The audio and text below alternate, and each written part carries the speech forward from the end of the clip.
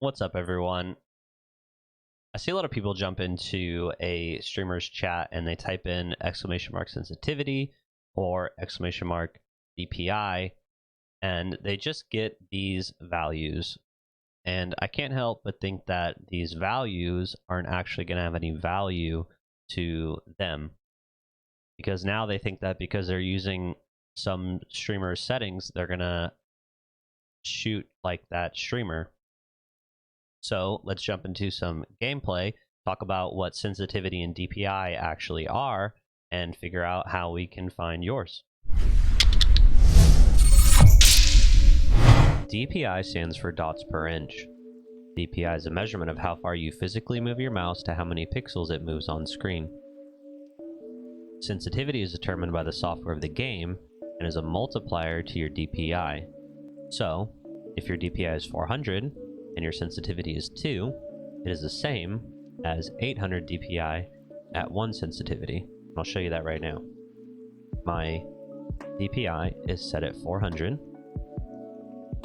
and my in-game sensitivity is a value of 3. If I go from the left side of my mousepad to the right side of my mousepad, I make a 360-degree turn. If I were to change my DPI to 800 and my in-game sensitivity to 1.5,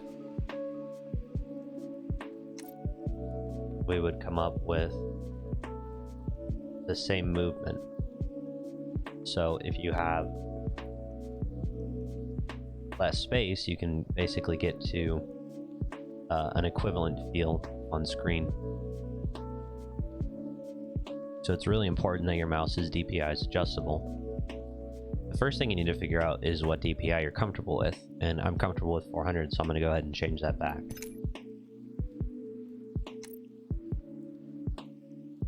My mouse started at 800 DPI and I lowered it to 400 because I found that the cursor moved too fast. This could depend on the resolution that you're gaming at. I game on 1920 by 1080, so I found that a lower DPI works for me. If you game at 2K or 4K, you may need higher than 400 DPI, because you need the mouse to move more pixels per inch to clear your monitor. You also need to consider how much space you have.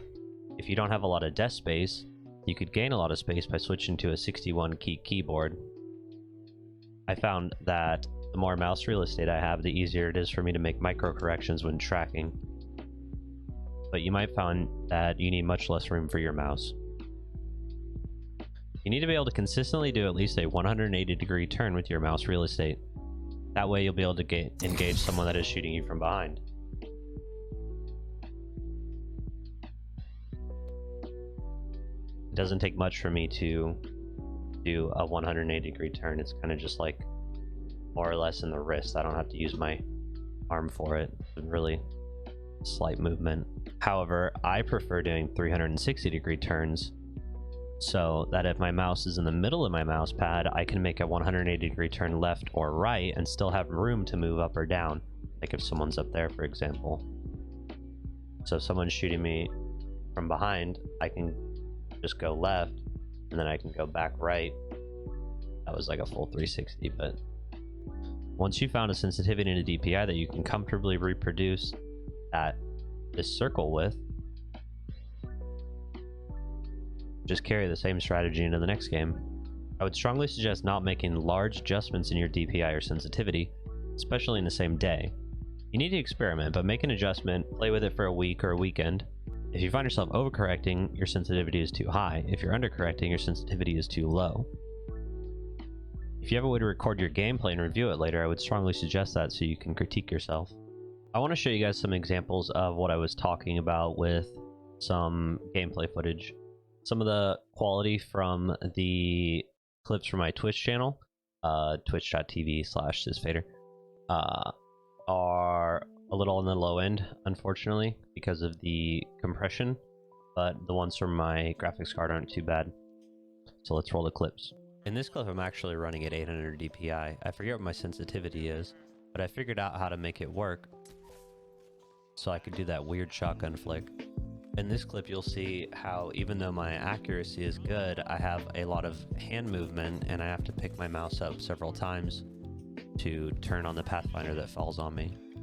In this clip, I've actually already been in a fight. I can't remember if it was with this guy or not, but I can hear him healing and I know he's vulnerable. My sensitivity is too high because I shoot far left and right of him. But eventually I get on track and get the kill. And more importantly, the loot.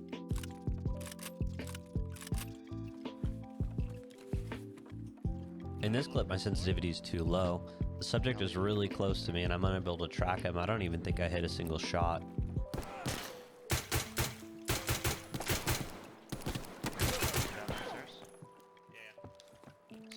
My buddy actually looped around the stairs on the other side of the room and ends up killing him right about here. Okay. Got him. Nice. Here my team's already fighting on the roof. I scale the side of the building and throw a couple of the grenades. One of the grenades throws an enemy into the sky and I have an opportunity to do some vertical tracking. I hit both my shots and take them out. I think by now I've actually figured out where I'm comfortable with my DPI and sensitivity settings. So that wraps up this video, but it does not have to be the end. I hope some of this helped you. I know this is the way I learned how to do it. If you have any questions about anything you saw, or you just want to come chat, you can come and talk to me at my Twitch channel, link down in the description, and it's probably going to be floating right around here through the magic of video editing. And if you did watch the whole thing, thank you so much.